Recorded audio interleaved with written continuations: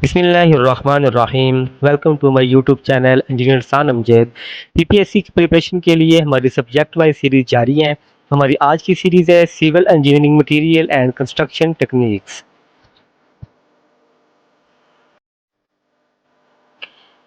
Lecture number 18 है हमारा आज का, arch and lintel. Question number 1, the wedge shaped blocks used to construct the arch are called skewback, key, crown, वॉसर्स। तो ऐसे material जिनसे हम आर्च को बनाते हैं, भले वो ईंट हो, पत्थर हो, कुछ कुछ भी हो, तो ऐसा मटेरियल जो ईंट बनाने आर्च बनाने में इस्तेमाल होता है उसको हम वॉसर कहते हैं।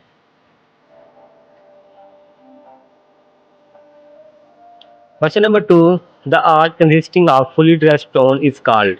अब वो कह रहा है कि आर्च ऐसे पत्थरों से बनाई गई हो जो कि फुल ड्रेस हो, तराशे गए हों, तो ऐसी आर्च को क्या कहते हैं? Rubber arch, ashlar arch, relieving arch, fair face arch. तो ऐसी आर्च को हम कहते हैं अशलर आर्च। और जो बिना ड्रेस किए तराशे हुए बगैर पत्थरों के आर्च बना दी जाए तो ऐसी आर्च को हम रबल आर्च कहते हैं।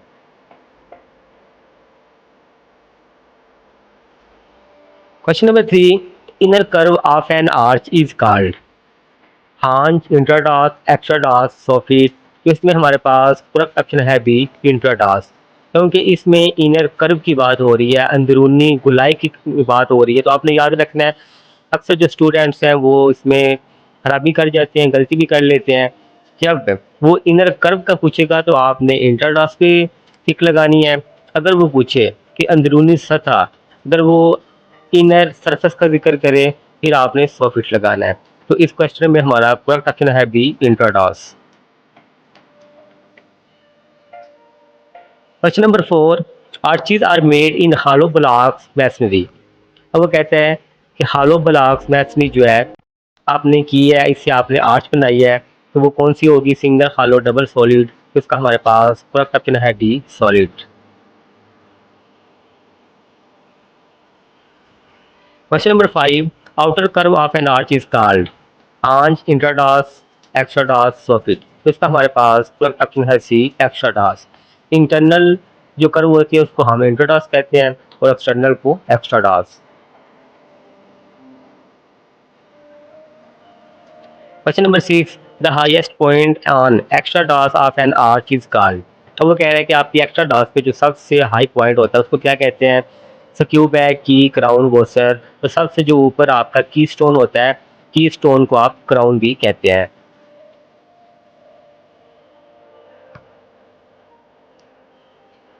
Question number 7, the surface of the abutment on which the arch rest is known as. तो ऐसा पॉइंट जहाँ से आपकी आर्च शुरू होती है, जो या फिर आपकी आर्च रेस्ट करती है, जो आपकी जो आर्च है उसने टेक लगाई हुई है, तो ऐसे पॉइंट को आप कहते हैं स्क्यू बैक।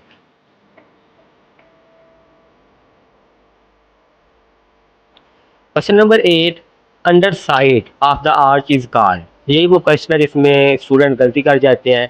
तो इस पे इसने अंडर साइड का पूछ लिया तो ये आपकी 100 फीट है। अगर ये अंडर सरफेस का पूछता तो फिर भी आपकी 100 फीट होनी थी।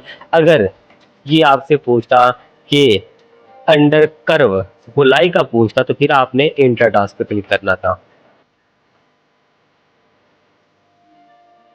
Question number 9, central big size wedge shape block of an arch is termed as. अब वो कहते हैं कि जो आपके आर्च के सेंटर में एक बड़े साइज का जो पत्थर लगा होता है उसको आप क्या कहते हैं? स्क्रू बैक, की, क्राउन, वॉसर। किसको आप की कहते हैं। अगर वो आपको सेंटर का बोले तो आपने की पे क्लिक करना है। और अगर वो आपको एक्स्ट्रा डास पे आपको बोले के सबसे जो हाईएस्ट पॉइंट उसको उसको क्या कहते हैं, तो वो आपका क्राउन कहलाता है। Question number 10, the points where an arch starts are called skew, springing point, first point, all of these. तो हमारी जो आर्च होती है ये स्प्रिंगिंग पॉइंट से शुरू होती है, और दोनों साइडों की जो ये स्प्रिंगिंग पॉइंट होते हैं, अगर इनको हम आपस में मिला दें तो इसको स्प्रिंगिंग लाइन भी कहते हैं। Question number 11, the portion below the line joining crown of consecutive arches is called haunch, exodos, crown, spandrel। इसमें हमारे पास फर्स्ट ऑप्शन है डी, स्पेंड्रल।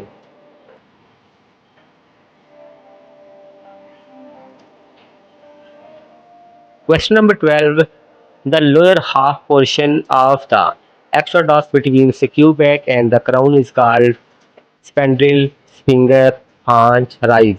तो आपने याद रखना है कि जो आपके आर्च का आधा पोर्शन होता है ये आपके स्क्यू बैक से लेके आपके क्राउन तक के, भले आपको आप उसको राइट का कंसिडर कर लें या लेफ्ट का कंसिडर कर लें, लेकिन वो आपका पोर्शन जो होता है उसको आप कहते हैं haunch. Question number 13। Arches are made in hollow block masonry.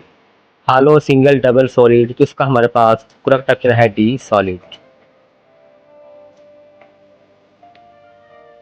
Question number 14. The usual rise given to a flat arch is dash of the span। अब ये कह रहा है कि आपने एक फ्लैट जो आर्च होती है, यानी कि चपटी बिल्कुल जो सीधी टाइप की होती है, आपने उस तरह की आर्च बनानी है, तो आप उसका जो राइज है वो कितना लेते हैं? 15 mm पर मीटर, 25 mm पर मीटर, 10 mm पर मीटर या 50 mm पर मीटर। तो इसका हमारे पास करेक्ट ऑप्शन है सी, 10 mm पर मीटर। Thanks for watching.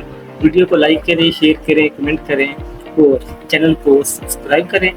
और इंशाल्लाह मिलते हैं हम अपनी नई वीडियो में। तब तक के लिए अल्लाह हाफ़िज़।